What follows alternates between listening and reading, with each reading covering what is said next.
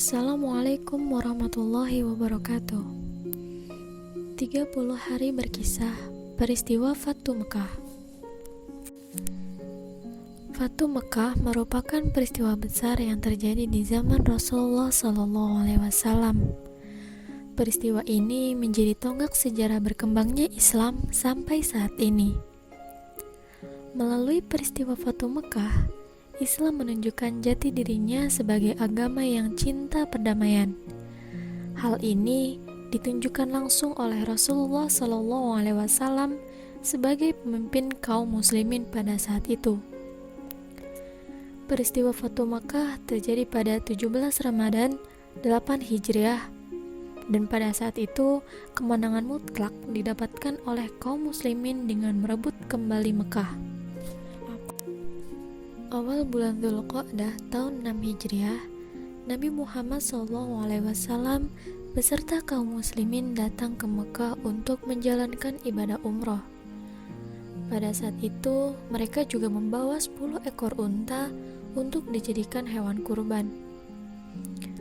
Kaum muslimin sangat antusias dengan perjalanan umroh pada saat itu.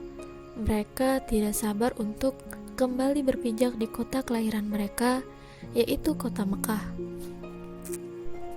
Di tengah perjalanan, tepatnya di Hudaybiyah, kaum muslimin diadang oleh kaum kafir Quraisy. Mereka, kaum kafir Quraisy, menanyakan maksud kedatangan kaum muslimin ke kota Mekah. Rasulullah SAW lalu mengatakan bahwa kedatangannya bersama pasukan kaum muslimin hanyalah untuk melaksanakan ibadah umroh dan menyembelih hewan kurban. Akan tetapi, kaum kafir Quraisy tetap menolak kedatangan mereka dan tidak boleh melanjutkan perjalanan. Melihat penolakan tersebut, Rasulullah SAW akhirnya mengutus Utsman bin Affan untuk menemui pemimpin Mekah. Utsman diutus Rasul untuk menjelaskan maksud dan tujuan kedatangan kaum muslimin ke Mekah. Akan tetapi, para pemimpin Mekah tetap menolak kedatangan mereka. Karena adanya penolakan ini, Rasulullah akhirnya mengusulkan sebuah perundingan. Mereka sepakat atas perundingan yang dibuat dan langsung dilaksanakan. Rasulullah maju sebagai delegasi kaum muslimin dan Suhail bin Amr maju sebagai delegasi kaum Quraisy. Dari perundingan yang berjalan, akhirnya menghasilkan sebuah kesepakatan. Kesepakatan ini pun kemudian dikenal dengan sebutan Perjanjian Hudaybiyah. Adapun isi dari Perjanjian Hudaybiyah tersebut adalah: yang pertama, akan ada gencatan senjata antara kaum muslimin dan kaum Quraisy Mekah dan tidak ada pertempuran selama 10 tahun. Yang kedua, jika ada penduduk Mekah yang pergi ke Madinah, maka akan dikembalikan ke Mekah. Namun, jika ada kaum muslim dari Madinah yang kembali ke Mekah, maka dia tidak akan dikembalikan ke Madinah. Isi yang ketiga, dibebaskan kepada seluruh kalangan yang ada di Arab untuk menjalani kerjasama dengan kaum muslimin dan kaum Quraisy. Isi yang keempat, pada tahun tersebut, kaum muslimin belum diperbolehkan memasuki kota Mekah. Kaum muslimin diizinkan untuk memasuki kota Mekah di tahun berikutnya selama 3 hari dan hanya diperbolehkan untuk bersenjatakan pedang tanpa dihunus. Isi yang kelima, kesepakatan ini disetujui oleh kedua belah pihak dan tidak boleh ada pengkhianatan atau pelanggaran.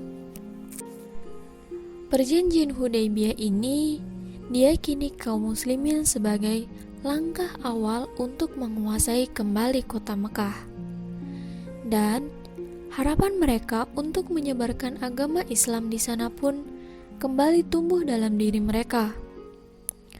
Mengutip dari sebuah buku yang berjudul Mekah, Kota Suci, Kekuasaan, dan Teladan Ibrahim, ada 2 faktor yang mendorong kaum muslimin untuk menguasai Mekah. Faktor yang pertama yaitu kepemimpinan Mekah yang mulai rapuh. Faktor yang kedua, jumlah pengikut Islam mulai bertambah. Dari dua faktor tersebut, membuat rasa optimisme di dalam diri kaum muslimin bertambah dan kembali semangat memperjuangkan Islam. Singkat cerita, setelah 20 hari menjalankan ibadah umrah di kota Mekah, akhirnya Rasulullah SAW dan para sahabat kembali ke kota Madinah.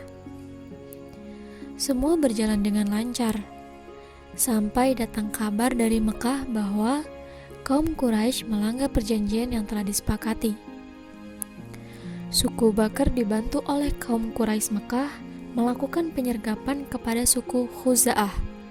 Bahkan, mereka membunuh salah satu tokoh kaum muslimin dari suku Khuza'ah. Pelanggaran yang dilakukan itu membuat Rasulullah geram dan memutuskan untuk menyerbu kota Mekah. Kaum Quraisy yang menyadari pelanggaran tersebut akhirnya mengutus Abu Sufyan ke Madinah untuk melakukan diplomasi. Abu Sufyan bahkan menemui beberapa sahabat Rasulullah SAW seperti Ali bin Abi Thalib dan Utsman bin Affan. Akan tetapi, kaum muslimin tidak menghiraukannya, karena putus asa tidak bisa melakukan diplomasi dengan kaum muslimin. Abu Sufyan pun akhirnya kembali ke Mekah. Rasulullah SAW bersama pasukannya bersiap diri untuk memasuki kota Mekah. Setelah bertahun-tahun jumlah pasukan Rasulullah SAW semakin besar, sebanyak 10.000 pasukan siap datang ke Mekah untuk melakukan pembebasan. Rasulullah SAW membagi pasukannya ke jalan yang berbeda-beda. Ketika pasukan muslim menyerbu Mekah, kaum Quraisy hanya bisa pasrah. Mereka tidak mampu melawan pasukan muslimin yang sangat begitu besar. Abu Sufyan dan pemimpin Mekah lainnya menyerah kepada Rasulullah SAW. Dan pada akhirnya, Rasulullah bersama pasukan muslim pun menang dan berhasil menguasai Mekah tanpa pertumpahan darah. Rasulullah mengampuni seluruh penduduk Mekah dan melarang pasukannya melakukan pertumpahan darah. Pada 17 Ramadan tahun 8 Hijriah, Mekah dibebaskan dari kaum Quraisy. Peristiwa ini kemudian disebut sebagai Fathu Mekah. Dan pada saat itu juga, berhala-berhala di sekitar Ka'bah dihancurkan. Setelah Ka'bah dibersihkan dari berhala, Rasulullah SAW mengutus Bilal bin Rabah untuk mengumandangkan azan pertama kalinya. Allahu Akbar. Wassalamualaikum warahmatullahi wabarakatuh.